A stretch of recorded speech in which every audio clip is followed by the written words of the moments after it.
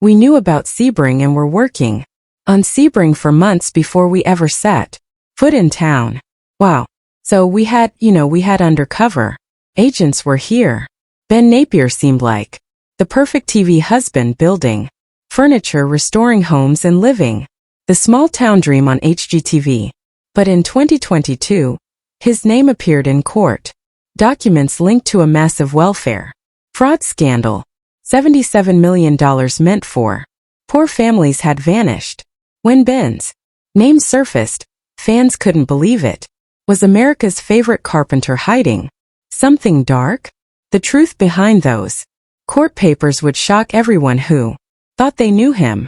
Ben Napier was born on September 24, 1983 in Collins, Mississippi. His parents, Benny and Wayne, were both Methodist ministers. Faith was not just something they practiced on Sundays. It was a way of life.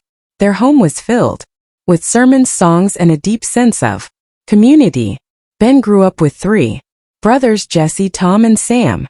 And life in the Napier house was loud, loving, and always competitive. There were games in the yard, races to the dinner table, and constant battles over who could do things better.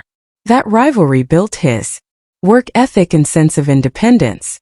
In his teenage years, Ben's world was shaken. His family moved to North Carolina when his parents were assigned to a new church. He had to leave everything familiar behind. New friends, new schools, and a new state. That experience stuck with him. He missed the feeling of home.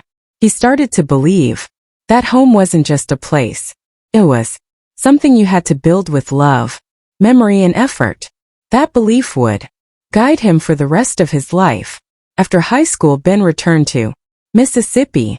He enrolled at Jones County Junior College. It was a small campus, surrounded by pine trees, but it gave him something big.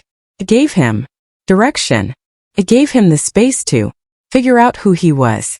That's also where he picked up a few scraps of wood one day and decided to build something. It was nothing fancy, just a simple shelf, but it felt good, felt right. That small act turned into a passion. He started building more things. The tables, chairs. Most of them were crooked and rough, but he didn't care. He was learning. Then he met Erin Raspberry. She was the design editor of the college yearbook. He was a student leader on campus. She interviewed him. Within 6 days, they both knew they were going to get married. It wasn't a joke. It wasn't a crush. They saw something in each other that clicked. They called that week Love Week, and every year they still celebrate it like it's more important than their actual anniversary. First date on December 9th, Christmas lights on December 10th, marriage plan by December 13th. That fast. They transferred together to Old Mississippi. Ben studied history. Erin focused on art and design. While she was in class, Ben spent his time in the campus wood shop. He built things while she painted and printed. They were always creating. Ben's love for history started blending with his love for woodworking. He didn't just want to build things. He wanted to rebuild the past, restore the soul of old houses, honor what came before. While doing all that, Ben was also a student minister. He preached during the day. He built furniture at night. No one really knew how serious he was about woodworking. It was a quiet obsession, second life, and it would become his future.